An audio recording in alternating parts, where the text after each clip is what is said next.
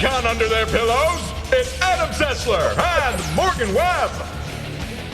Yeah, the gun fairy left it there when I put it to underneath. Yeah. Welcome back to X-Play. We have a strategy game that, surprise, surprise, appeals to people who are really into World War II. Yes, another one. But this one has historically accurate tanks that are beautifully rendered. So if you're really into the differences between the Panzer and a Cornwall, this game is for you. If you think I'm talking about breakfast cereal, you may be less interested. Plus, it has a fully destructible environment, meaning you can deforce an entire oasis with a few tanks, and the trees make a very satisfying thump when you knock them over. Like, thump. Anyway, it's notable for being a real-time strategy game with no resource gathering. Have the developers gone mad? Well, maybe. Here's our preview of Desert Rats versus Afrika Korps.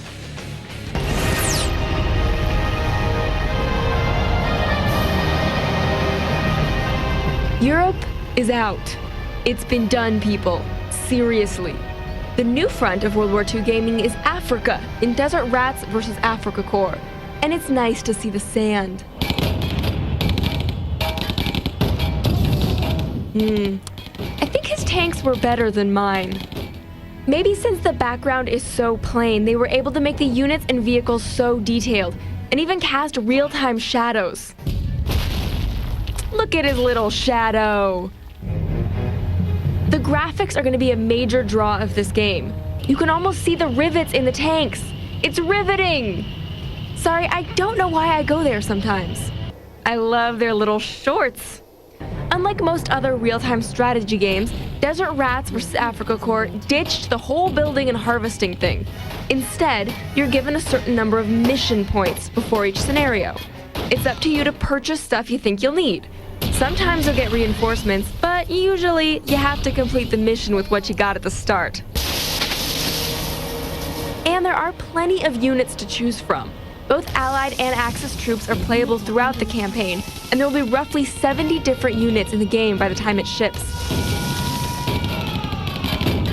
Since there's no resource gathering, battle tactics become incredibly important. Vehicles behave as they would in real life, meaning if you want something to turn around, it's got to back up and perform a 3-point turn. It's just like in Driver's Ed.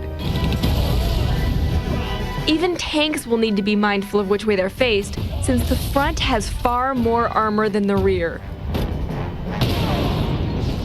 And to complicate things further, vehicles need to be manned to move. You need to put infantry into the driver's seat and all the other important stations in order to get it to move and function properly. Your troops can also take over enemy vehicles and add them to your force. Try to salvage the heavy equipment we stumble into. While the gameplay tries to focus on realism, the storyline favors comic book heroism.